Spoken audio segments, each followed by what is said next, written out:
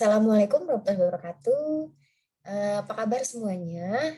Kembali lagi bertemu dengan saya di praktikum teori mikroekonomi 2. Setelah kita libur beberapa minggu di masa puasa dan lebaran kemarin.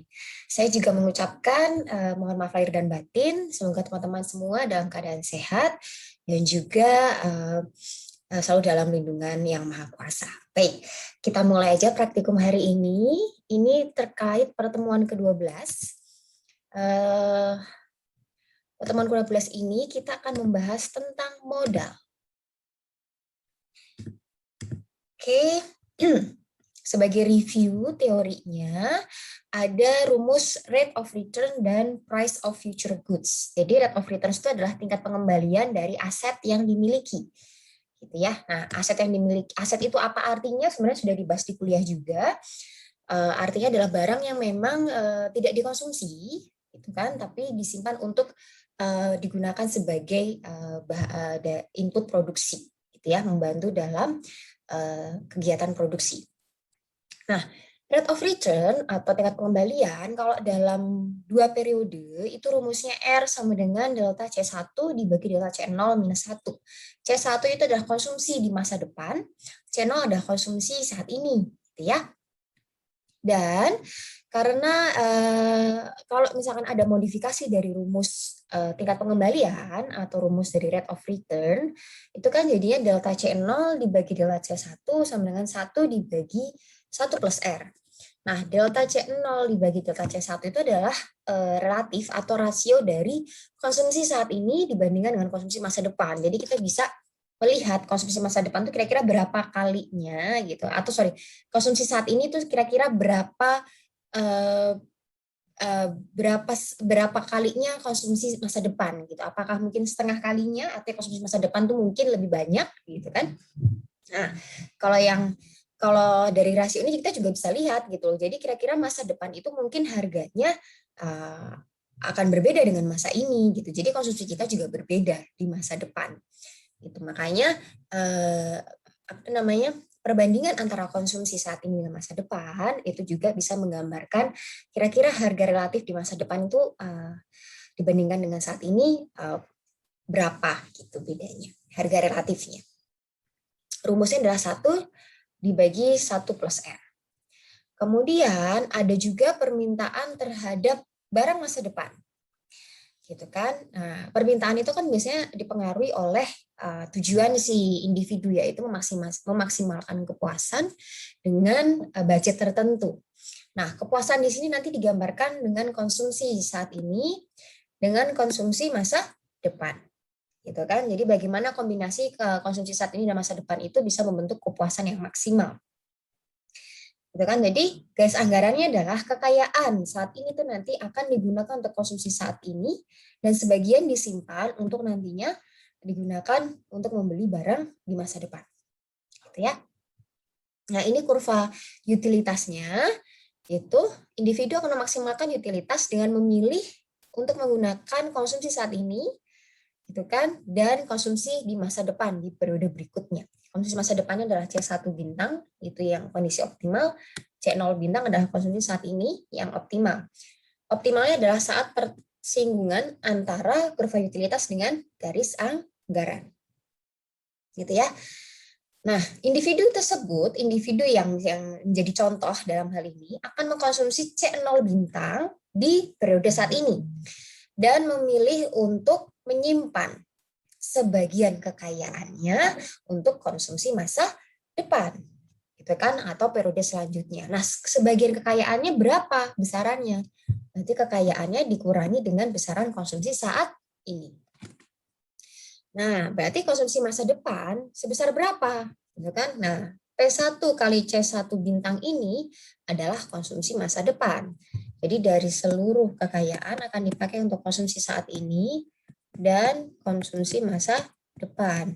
Konsumsinya adalah di level yang sudah optimal ya, makanya pakai tanda bintang.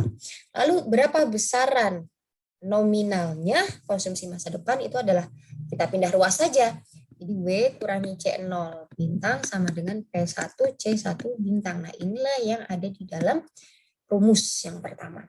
Jadi kita pindah ruas, maka besaran konsumsinya itu adalah C1 bintang sama dengan W kurangi C0 dibagi harga di masa depan, yaitu P1 ini kan sama dengan 1/1 plus R. Karena dia ada di bawah, di bagian bawah rasio, ini kan rasio ya, maka nanti akan sama dengan 1 plus R dikali dengan W minus C0 bintang. Ya, itu besaran konsumsinya. Kemudian ada yang namanya PDV. PDV atau PDV adalah present discounted value, adalah nilai sekarang dari suatu pembayaran ataupun keuntungan yang kemungkinan diperoleh di masa depan. Jadi kalau kita punya aset gitu kan, kita punya aset yang mungkin berdaya guna sekian tahun, sekian periode, gitu kan? N periode atau sekian periode. Dan apa itu PDV? PDV itu adalah seluruh penjumlahan dari aliran pendapatan bersih atas kepemilikan aset tersebut. Aset ataupun mesin, gitu kan? Ataupun di sini modal, barang modal gitu.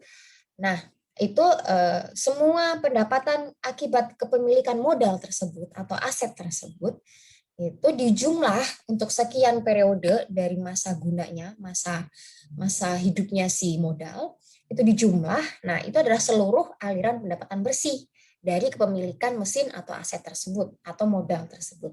Nah, itu jumlah dari PDV. Nah, berapa? Misalkan kita punya satu kapital atau mesin yang mungkin daya fungsinya, daya hidupnya, daya gunanya sekitar misalkan 15 tahun.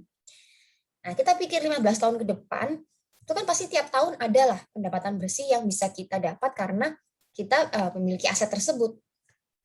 Itu dijumlah selama 15 tahun, tapi kemudian ditarik nilainya ke nilai sekarang. Itu kira-kira berapa ya value-nya? Berapa sih nilainya? Nah, itu PDV. Gitu ya.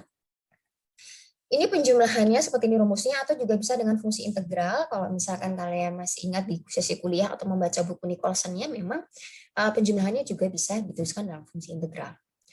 Nah, kalau ternyata kita hitung nilai PDV-nya itu melebihi dari harga mesin saat ini, itu artinya kita untung dong. Itu kan aliran pendapatan bersih selama 15 tahun, tadi contohnya 15 tahun, aliran pendapatan bersih selama 15 tahun itu ternyata melebihi dari harga mesinnya saat ini yang kita mau beli. Nah, berarti kan harusnya kita beli mesin tersebut. Karena nilai manfaatnya, nilai pendapatan akibat atau nilai keuntungan akibat kita memiliki mesin itu selama 15 tahun itu kalau dikonversikan ke nilai sekarang, ternyata melebihi dari harga mesin.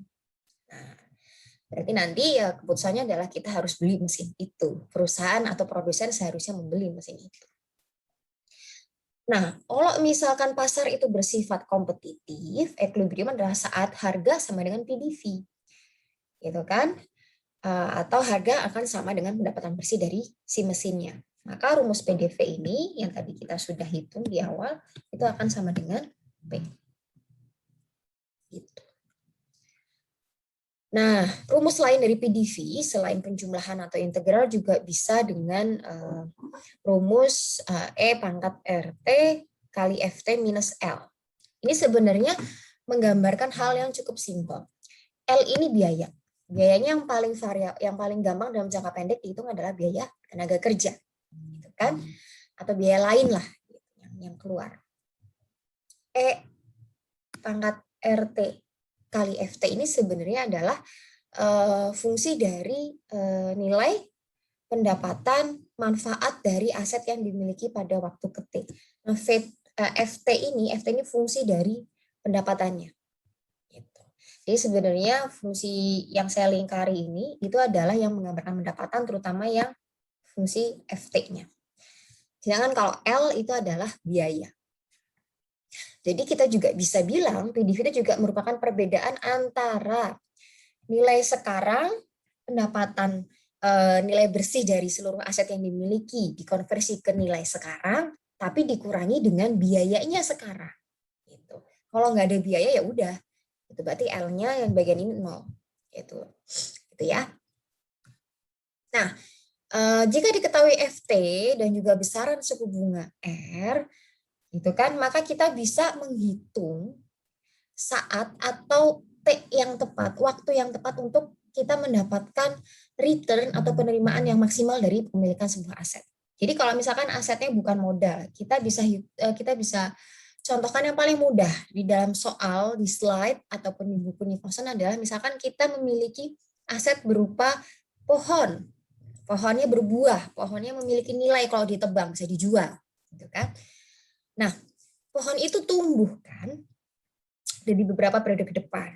Masalahnya, kapan waktu yang tepat kita menebang pohon tersebut? Supaya nanti bisa memaksimalkan return-nya, memaksimalkan penerimaan dari kepemilikan aset pohon tersebut. Nah, berarti di sini maksudnya adalah kapan waktu yang tepat untuk memaksimalkan PDV, untuk memaksimalkan return atau penerimaan yang kita bisa dapatkan. Nah, itu kan berarti jumlah PDV sekian tahun ke depan itu harus kita konversikan ke nilai sekarang dulu untuk kita tahu berapa sih maksimalnya yang sesuai dengan nilai sekarang. Itu. Nah, ini contoh juga kalau misalkan kita punya aset gitu kan, pohon tapi tidak ditebang mungkin, tapi pohonnya mungkin berbuah gitu kan. Nah, kapan kita memanen aset kita itu supaya bisa menghasilkan keuntungan penerimaan yang maksimum. Maka di sini nanti kata kuncinya adalah kita harus maksimalkan PDV. Caranya gimana? Kita turunkan PDV dengan T. Itu. Nah, rumus PDV kan tadi sudah dengan slide sebelumnya kan sudah ada ya. E pangkat minus RT kali FT. Itu kan. Nah, ini turunkan terhadap T. Ketemunya ini setelah diturunkan, turunan itu sama dengan 0. Jadi turunan pertama terhadap T, turunan pertama PDV terhadap T sama dengan 0. Itu untuk memaksimalkan PDV. Kan?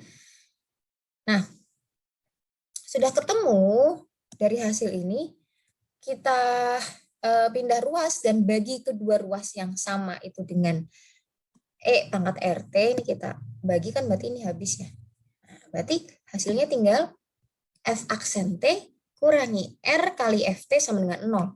Kalau kita pindah ruas lagi menjadi R sama dengan F aksen T dibagi FT. Ini apa artinya? Suku bunga itu gitu kan akan sama dengan turunan pertama dari nilai keuntungan dibagi dengan nilai keuntungan saat ini. Gitu kan, atau dibagi dengan fungsi penerimaan saat ini. Jadi bisa keuntungan, bisa penerimaan. Jadi FT itu bisa fungsi apapun, gitu kan, tergantung tipe modalnya, tipe asetnya, gitu kan, akan memberikan penerimaan pendapatan ataupun akan mendatangkan keuntungan. Nah, jadi kesimpulannya maksimal PDV itu akan didapat saat ini.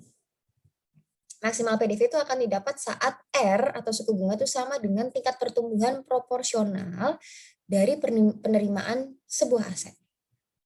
Gitu kan? Jadi aset itu kan pasti menghasilkan keuntungan, penerimaan tertentu. Nah, fungsi dari keuntungan atau penerimaan itu, gitu kan, turunan pertamanya dan dibagi dengan kondisi saat ini, itulah kondisi keseimbangannya akan sama dengan suku bunga, itu yang nantinya akan memaksimalkan PDV. Gitu ya, saya ulangi lagi, kondisi maksimal PDV itu adalah kondisi ketika suku bunga itu sama dengan rasio dari turunan pertama FT terhadap T dibagi dengan FT-nya. Nah, FT di sini apa? FT itu adalah fungsi dari pendapatan ataupun penerimaan ataupun keuntungan dari kepemilikan sebuah aset. Gitu ya. Baik, kita bisa langsung masuk ke latihan soal. Ini ada 2 latihan soal yang akan saya bahas. Kalau di modul, kalau nggak salah ada 4 soal, saya lupa ingat. Bisa nanti soal lainnya dilatih dengan asisten praktikum masing-masing di kelas ya. Nah, ini untuk latihan soal yang pertama, contoh soalnya adalah ada suatu pohon yang tumbuh mengikuti persamaan FT sama dengan E pangkat 0,4 akar T. Kalau suku bunganya 4%, tentukan waktu yang tepat untuk menebang pohon agar keuntungan maksimum. Nah, keuntungan maksimum ini kan tergantung dari besaran si FT, besaran si pohon itu tumbuhnya gimana gitu. Maka nanti kita akan pakai rumus R sama dengan FT F aksen T dibagi FT. Nah, FT-nya pakai fungsi yang pertumbuhan si pohon. Kemudian kalau suku bunganya jadi 5%, berapa tahun waktu yang tepat untuk menebang pohon? Latihan soal yang kedua. Diketahui fungsi penerimaan dan fungsi biaya dari penanaman suatu pohon adalah masing-masing seperti itu. R ada revenue, yaitu penerimaan, sama dengan 120T kurangi 8T kuadrat. Dan C sama dengan 20T minus 2T kuadrat. Jika suku bunga 5%, kapan pohon itu harus ditebang agar keuntungannya maksimum? Nah, ini sedikit beda dengan nomor 1. Kita melihat di sini adalah tidak melihat si pohon itu tumbuhnya bagaimana, kecepatan tumbuhnya. Tapi kita melihat biaya dan penerimaan dari kita menanam si pohon. Gitu. Nah, berarti nanti fungsi si FT-nya ini adalah fungsi keuntungan, karena kita pengennya adalah maksimalkan keuntungan. Fungsi keuntungan ini nanti dari revenue dikurangi biaya. Ini untuk yang nomor 2. Makanya sedikit beda ya. Makanya kalian dalam melatih mengerjakan soal bab 12 itu kita harus tahu tujuannya itu mau maksimisasi keuntungan dengan fungsi apa. Kalau yang nomor 1 lebih kepada fungsi tumbuhnya si pohon. Artinya ketika pohon sudah tumbuh secara optimal, ditebang, dijual pohonnya. Kalau yang nomor 2 ini mungkin kasusnya adalah menanam pohon dan pohon itu produktif setiap tahun. Menghasilkan buah, menghasilkan sesuatu yang bisa dipanen tiap tahunnya. Tapi kan ada masa ketika pohon atau tumbuhan itu sudah mulai tua. Nah, sudah mulai tua tuh artinya sudah tidak produktif, malah mungkin nanti kebanyakan biayanya dalam merawat pohon tapi nggak ada hasilnya. Nah, nomor 2 ini pada saat kapan gitu kan si tanaman-tanaman itu sudah mulai diperbaharui, ditebang gitu kan untuk maksimum keuntungan. Gitu ya. Nah, itu bedanya. Kita sekarang mencoba untuk menjawab nomor 1 yang poin pertama, yaitu ketika suku bunganya 4%. Ini fungsi tumbuhnya si pohon. Ini suku bunganya kita ubah yang tadi 4%, gitu kan, kita ubah menjadi bentuk 0,04. Kemudian kita kan perlu menghitung karena kan fungsi maksimisasi PDV atau maksimisasi keuntungan penerimaan akibat kepemilikan aset itu kan rumusnya adalah F aksen T dibagi FT, ini kan. Nah, berarti FT-nya sudah ada, yang kita perlukan adalah turunan pertama FT terhadap T. Maka kita cari dulu F aksen T-nya. Ingat turunan, cara mencari turunan eksponensial itu adalah fungsi eksponensialnya dikali dengan turunan pangkatnya. Ini kan pangkatnya 0,4 akar T atau 0,4 kali T pangkat setengah. Nah, itu yang diturunkan terhadap T. Maka 0,4 nanti dikali dengan setengah, ini adalah turunan dari pangkat T-nya. Si T-nya sendiri pangkatnya menjadi 0,5 kurangi 1. Gitu ya. Maka hasilnya menjadi 0,2 T pangkat minus setengah dikali dengan E pangkat 0,4 akar T. Kita hitung dari suku bunganya, kondisi maksimal PDV adalah saat R sama dengan F aksen T dibagi FT. Gitu kan? F aksen T adalah yang ini, FT adalah yang ini. Ketika dia dibagi, berarti kan dia menghilangkan variabel yang sama persis, karena kan mereka membagi ya. Berarti kan sama saja si eksponensial E pangkat 0,4 akar T ini akan hilang. Maka sisanya hanyalah tertinggal 0,2 kali T pangkat minus setengah. R-nya ternyata 0,04. Berarti 0,04 sama dengan 0,2 T pangkat minus setengah. T-nya kita ubah dulu menjadi T pangkat minus setengah itu kan sama dengan 1/T pangkat setengah. Maka menjadi 0,04 sama dengan 0,2 dibagi T pangkat setengah. Pindah ruas ke kiri, T pangkat setengah sama dengan 0,2 dibagi 0,04 sama dengan 5. Jadi T pangkat setengah itu sama dengan 5.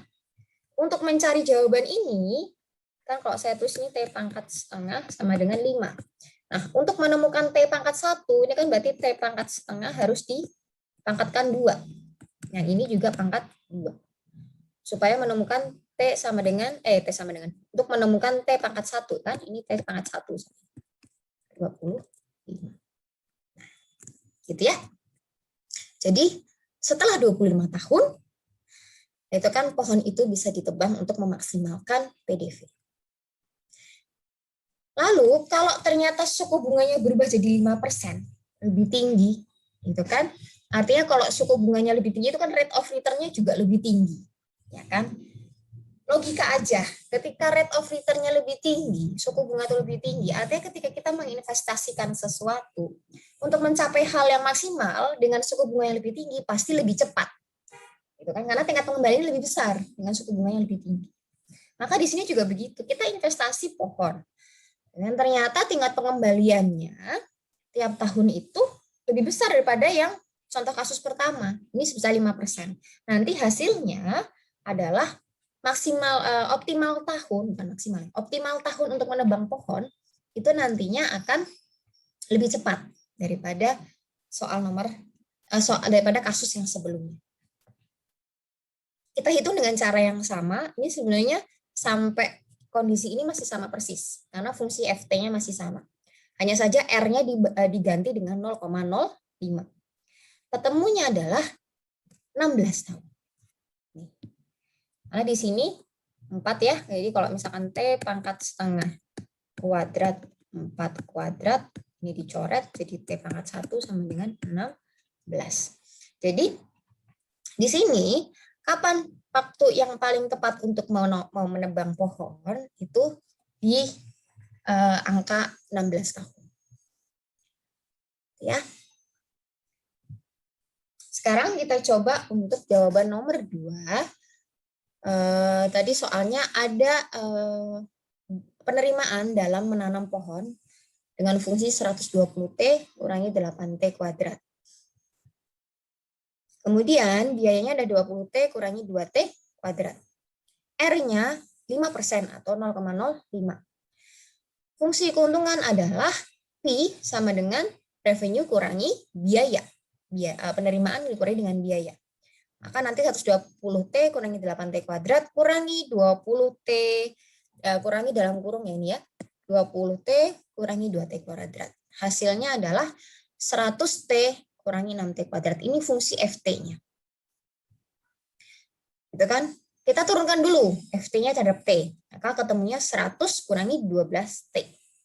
Turunan pertama FT terhadap T. Lalu kondisi ketika maksimisasi maksimisasi PDV itu adalah ketika R sama dengan F aksen T dibagi FT. 100 kurangi 12T dibagi 100T kurangi 6T kuadrat. R-nya adalah 0,05. Maka R-nya ini 0,05, kemudian dikalikan dengan 100T minus 6T kuadrat yang berpindah ruas ke sebelah kiri. Sama dengan 100 minus 12T. Kita buka kurungnya menjadi 5T kurangi 0,3T kuadrat sama dengan 100 minus 12T. Pindah ruas lagi, gitu kan, 0 sama dengan 100 minus 17T plus 0,3T kuadrat.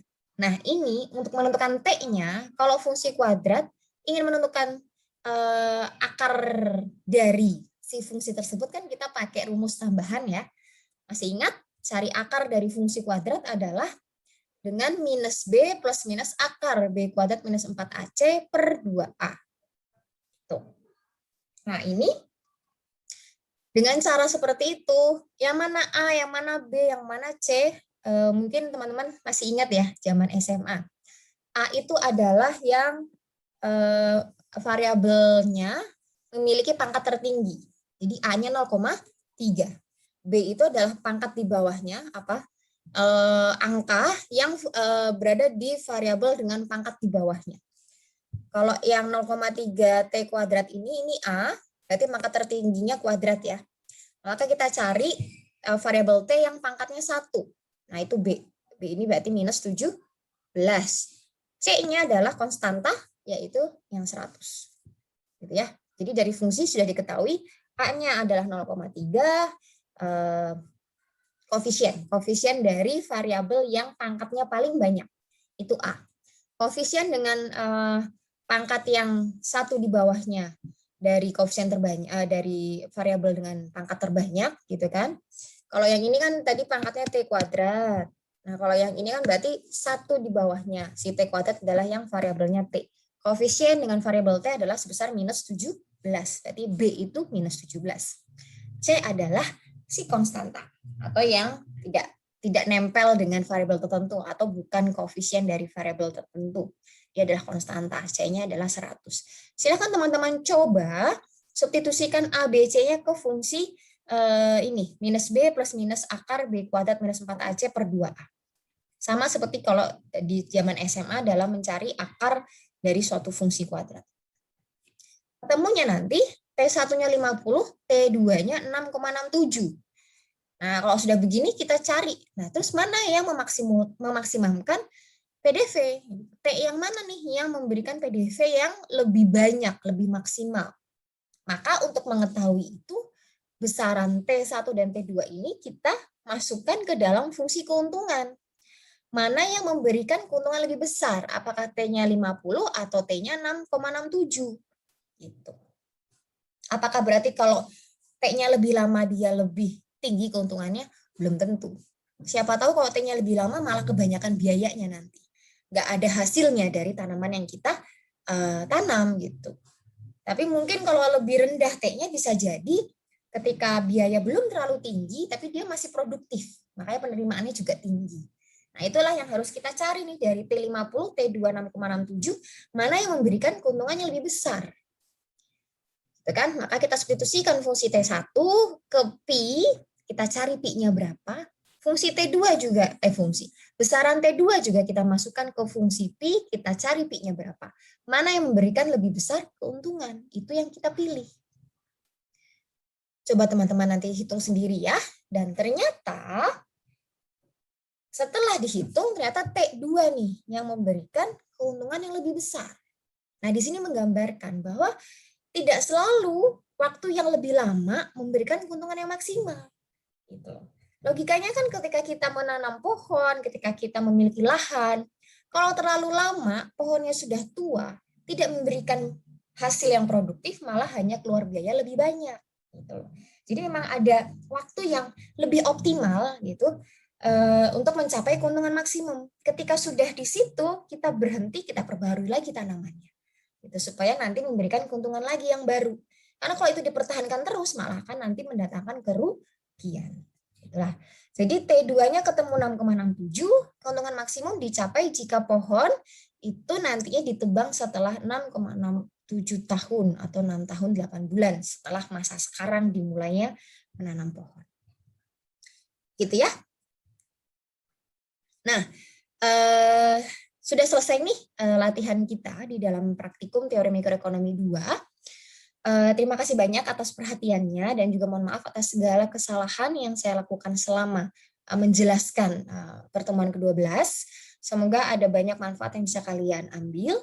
Jangan lupa untuk mencoba mengerjakan soal di modul-modul untuk terutama di pertemuan ke-12 ini ya, bersama dengan asisten praktikum masing-masing. Terima kasih banyak sekali lagi. Assalamualaikum warahmatullahi wabarakatuh.